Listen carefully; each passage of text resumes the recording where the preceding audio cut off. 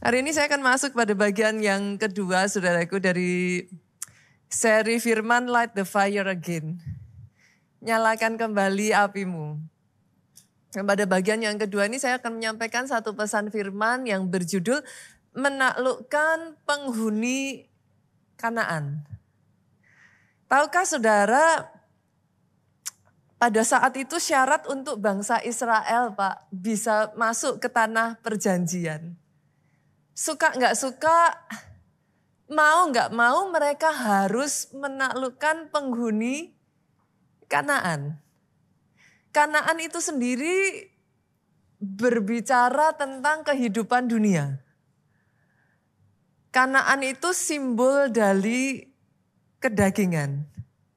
Kalau saya paralelkan, saudaraku, Kanaan ini adalah penghalang gitu, Pak. Selama masih ada penghuni Kanaan, bangsa Israel tidak akan pernah bisa merebut tanah perjanjian. Sehingga untuk mereka bisa mendapatkan tanah perjanjian,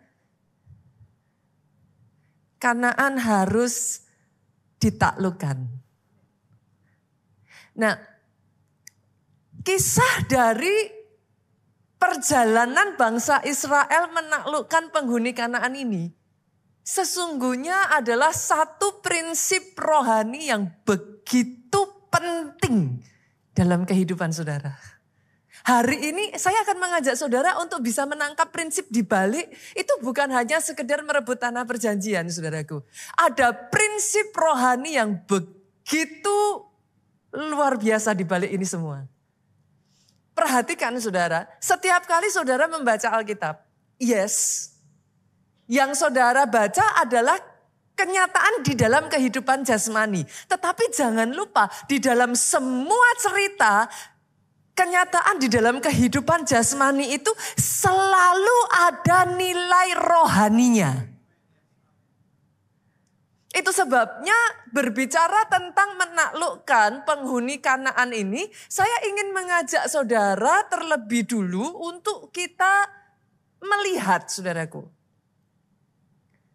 Siapa sih 7 bangsa,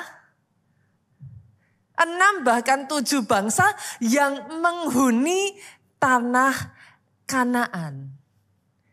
Dan apa nilainya? What's the meaning of them? Gitu. Kita buka dulu ya. Keluaran pasalnya yang ketiga, ayatnya yang ke-8. Sebab itu aku telah turun.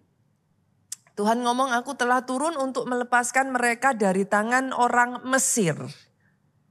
Ayat ini sedang berkata seperti ini, saudaraku. Ingat loh, aku yang melepaskan engkau. Tuhan sendiri yang melepaskan saudara dari orang Mesir. Orang Mesir berbicara tentang masa lalu. Mesir berbicara tentang pengalaman buruk perbudakan.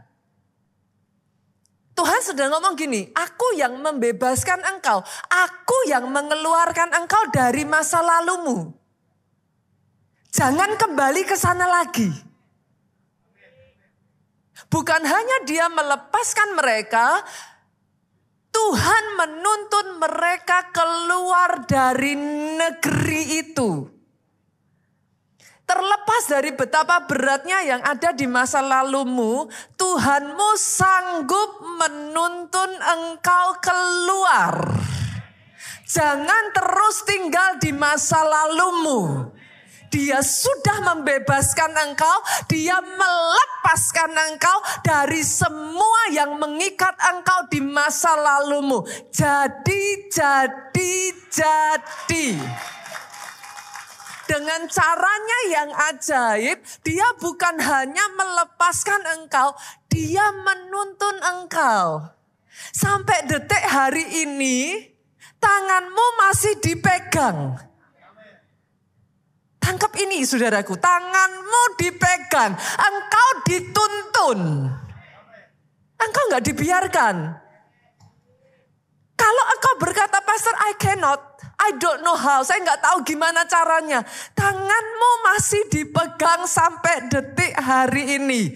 bahkan ketika engkau tidak tahu bagaimana caranya, terus jangan lepaskan tangannya. Dia akan menuntun engkau.